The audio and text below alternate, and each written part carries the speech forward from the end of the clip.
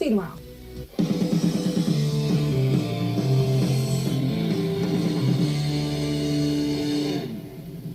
Good evening and welcome to Tucker Carlson Tonight. I want to tell you about an op-ed that ran in the New York Times over the weekend you might not have seen.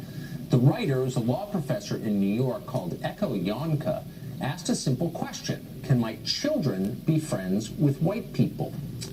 He really asked it, and he wasn't optimistic. Quote, I will teach my boys the lesson generations old, he wrote.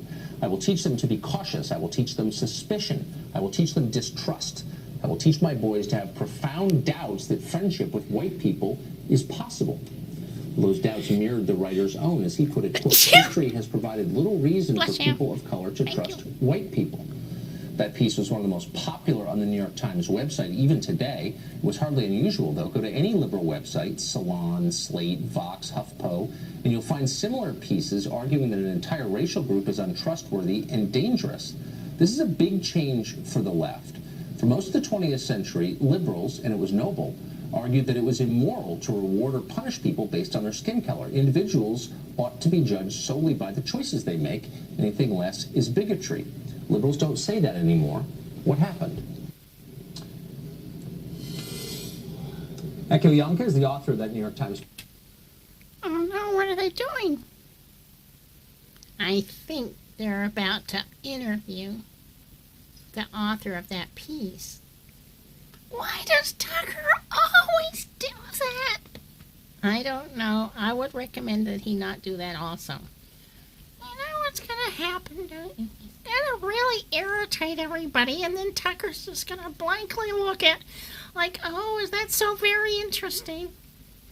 Okay, well, I want to watch the rest of the show, Shirley, and this is the new Few format in which we don't have to have our own beginning music. We're just using Fox's music.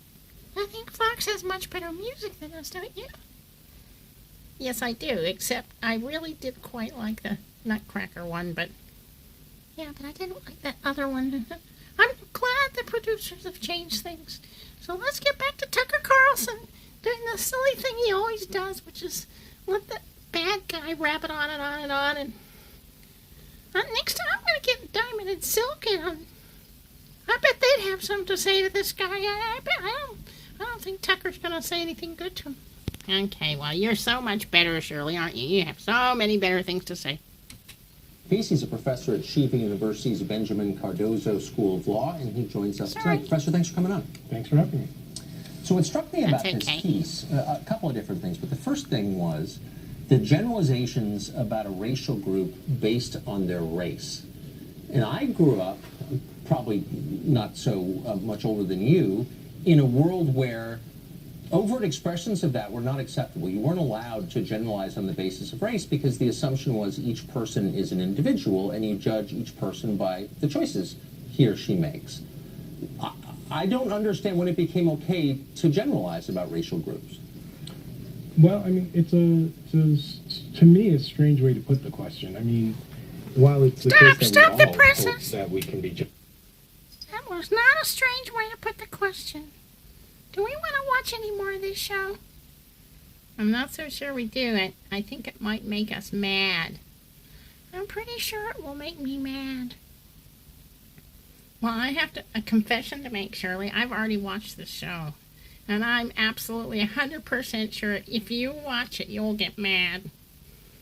Now you're making me want to watch it.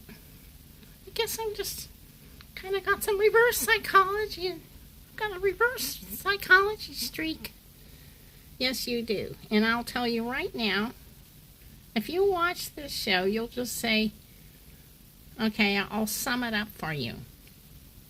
He says that people have been warning their children not to play with white kids. Black guys have been warning their children not to play with white kids the whole time and keeping it a secret. You mean like in that movie, The Jerk?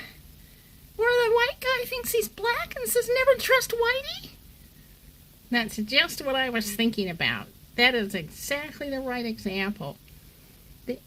This professor, who acts pretty privileged because he's a professor, just says everybody's been doing this anyway, only tries to make up a bunch of excuses why it's okay. So he's basically saying it's okay for everybody to say never trust Whitey or never trust Blackie or never trust Tabbies. I'm black and white both. Yeah, and you're pretty proud of it too, aren't you? Okay, well, do we want to watch any more of this? Well, maybe not. Shall we just say goodbye and come back with something more enlightening to talk about next time? Yes, I think so. Goodbye, everybody. We'll come back with something better to talk about. Yeah, you can go watch Tucker do what he always does on someone else's channel. Okay, bye-bye.